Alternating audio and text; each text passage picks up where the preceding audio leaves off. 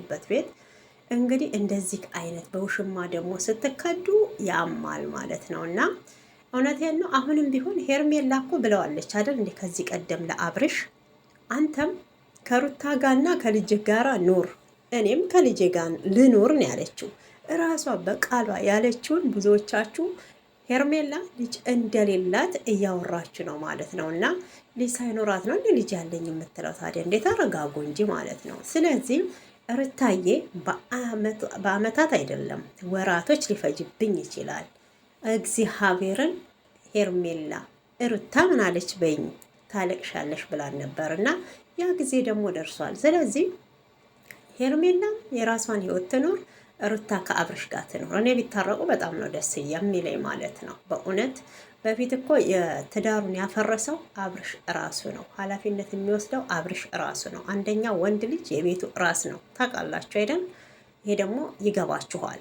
ስለዚህ አሁን ከሄደ በኋላ ለምንድን ነው የምትለምነው እያላችሁ ነው። መለመን አይደለም፣ ሁለቱም ጋር ስህተት ነበረ፣ ስህተት ተፈጥሮ ነበረ። ወደ ሄርሜላ ሲሄድ ነው ወይ አሁን ባልነቱ ያጓጓሽ አብርሽ ፍቅሩ የጨመረብሽ ብላችኋታል። ምን እንደምል እንጃ ለዚህኛው መልሳችሁ ማለት ነው። እና ያ ሁሉም ታልታመመ ህመም ሊገባው አይችልም።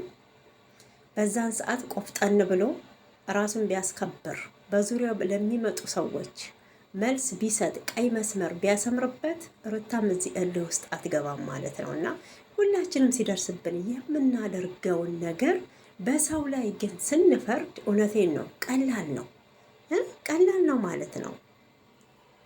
ቃልም በተግባር እየፈጸመች ነው ያለችው ማለት ነው። አሁንም ቢሆን ሩታዬ ጉዞሽን ወደፊት እንጂ ወደ ኋላ እንዳትይ። የልዑልዬ እናት ጠላት እውነቴን ነው ይንጫጫል።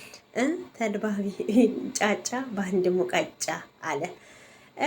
እነሱ ባልና ሚስት ናቸው። አህያ ለአህያ ቢራገጥ ጥርስ አይሳበር እንደሚባለው ማለት ነው። እና አብርሽም ለመታረቅ ፈልጓል እንጂ ለምን ሀብሉን በእጁ ይዞ ሄደ?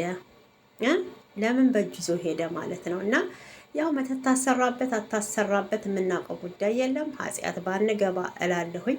ያየነውን ብቻ የተሰማንን ስሜት ብንናገር ደስ ነው የሚለኝ። ሁሉም ታዲያ አብርሽን ሴቶች የሚወዱት መተት አድርጎባቸው ነው ማለት ነው ሄርሜላ የሚወደደችው